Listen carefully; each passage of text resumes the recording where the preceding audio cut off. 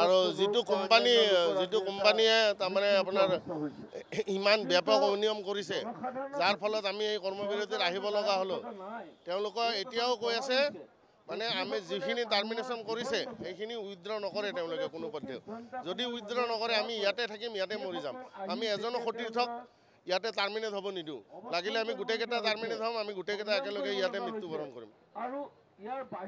আৰু অসম চৰকাৰকো অনুৰোধ জনাই, আমাৰ সতীৰ্থসকল ডিউটি যাবলৈ ৰেডি হৈ আছে, কোম্পানীয়ে ডিউটি যাব সুবিধা কৰি দিয়া নাই। আপোনালোকে অন্ততঃ কোম্পানীটোক নাকি লগাওক এইখিনি।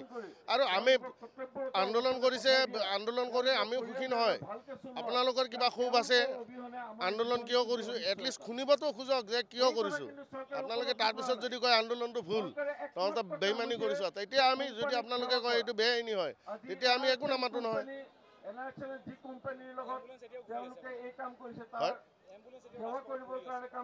এম্বুলেন্স তেওঁলোকে এজন কেতিয়া ক'ৰবাত চৰকাৰৰ পৰা MPW দিছে আৰু ক'ৰবাত আপোনাৰ স্থানীয় ভাড়াৰ ড্ৰাইভাৰ আনি পেলাই এম্বুলেন্সখন এনে ঘূৰাই আছে। তেওঁলোকে 600-700 এম্বুলেন্স চলা বুলি কৈছে। আপোনালোকে দেখিছেই নহয় গুৱাহাটীত কেইখন চলিছে, বেলেগৰ কথা নকয়।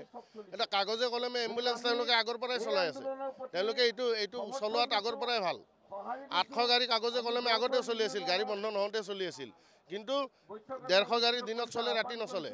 উইকলি অফৰ দিনা গাড়ী নচলে। গতিকে ইমান গোমৰ ভাগ দিয়া কোম্পানীটোক যদি আপোনালোকে এনেকৈ তাণ্ডৱ চলাব দিয়ে চৰকাৰী কৰ্তৃপক্ষই, তেতিয়াতো আমি কষ্ট পাইছোঁ মনত। অসমীয়া ডেকা ল'ৰা হিচাপে, খিলঞ্জীয়া হিচাপে বহুত কষ্ট পাইছোঁ।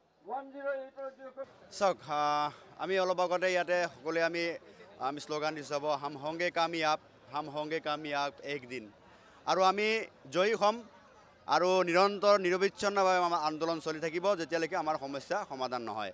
আমি বিশ্বাসী যে এদিন নহয় এদিন হ'লেও অসম চৰকাৰে আমাৰ দুৰ্দশা বা আমাৰ সমস্যাখিনি তেওঁলোকে বুজিব আৰু আমাৰ সমস্যাখিনি সমাধান কৰাৰ কাৰণে আগবাঢ়ি আহিব।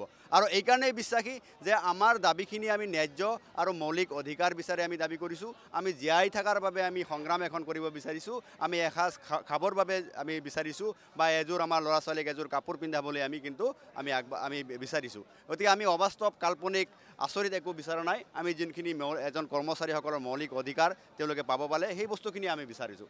আৰু গণতান্ত্ৰিকভাৱে বিচাৰিছোঁ। ভাৰতৰ সংবিধানক সন্মান জনাই সংবিধানৰ নীতি নিয়মৰ ভিতৰত থাকি আমাৰ কাৰ্যসূচী আমি আগবঢ়াই গৈছোঁ। আৰু সেই সংবিধানৰ ওপৰত বিশ্বাস আছে কাৰণে ভাৰতীয় গণতন্ত্ৰৰ ওপৰত আমাৰ বিশ্বাস আছে, যাৰ বাবে আমিও বিশ্বাসী যে আমাৰ সমস্যাখিনি সমাধান কৰাৰ বাবে, যিহেতু চৰকাৰ এখন আমাৰেই চৰকাৰ, আমিয়ে পাতি দিয়া চৰকাৰ, গতিকে জনসাধাৰণৰ বা দেশৰ বা ৰাজ্যৰ যুৱক যুৱতীসকলৰ সমস্যা আৰু দুখ বেদনা বুজিবলৈ এদিন নহয় এদিন হ'লেও চৰকাৰ আগবাঢ়ি আহিব। কিন্তু ইয়াতো এটা কথা আমি ক'ব লাগিব যে এই বণিক যি কোম্পানী, যি বহিৰাগত কোম্পানী, সেই কোম্পানীৰ কিন্তু তাণ্ডৱ, হয়তো কোম্পানীৰ ওপৰত আমাৰ বিশ্বাস নাই বা কোম্পানীয়ে কেতিয়া আমাৰ সমস্যা সমাধান কৰিব তাৰ ওপৰত আমাৰ বিশ্বাস নাই। কিন্তু অসম চৰকাৰৰ ওপৰত কিন্তু আমাৰ বিশ্বাস আছে, আমাৰ সমস্যাখিনি সমাধান হ'ব। আৰু এই আন্দোলন নিৰবিচ্ছিন্নভাৱে চলি থাকিব যেতিয়ালৈকে আমাৰ সমস্যা সমাধান নহয়। তাতে যদি কোনোবাই ভাবিছে ভয় ভাবিকে দেখুৱাই পেলাই আমাৰ আন্দোলন স্তব্ধ কৰিব পাৰিব, সেয়া তেওঁ মূৰ্খৰ ৰাজ্যত ভাগ কৰিছে বা ভয় কৰিছে। কাৰোবাক টাৰ্মিনেশ্যন কৰি, বৰখাস্ত কৰি, চাকৰিৰ পৰা উলিয়াই দি বৰখাস্ত নামৰ যি এটা ব্লেকমেইলিং ছিষ্টেম তেওঁলোকে আৰম্ভ কৰিছে, সেই ব্লেকমেইলিঙৰ জৰিয়তে আমাৰ এই যি ন্যায্য দাবীৰ অধিকাৰৰ যি প্ৰতিবাদ, সেই প্ৰতিবাদ যদি তেওঁলোকে বন্ধ কৰিব বুলি ভাবিছে, তেওঁলোকে ভুল ভাবিছে। এইখিনিতে মই অসম চৰকাৰক অনুৰোধ জনাম, হয়তো আমাৰ মূল দাবীখিনি আপোনালোকৰ ওচৰত আহিছে নে নাই আমি নাজানো। আমি বিশ্বাস কৰোঁ, আমি ভাবোঁ যে আপোনালোকে আমাৰ দাবীখিনি শুনিব লাগে, জানিব লাগে আৰু আমাৰ সমস্যাখিনি আপোনালোকে সমাধান কৰিব লাগে।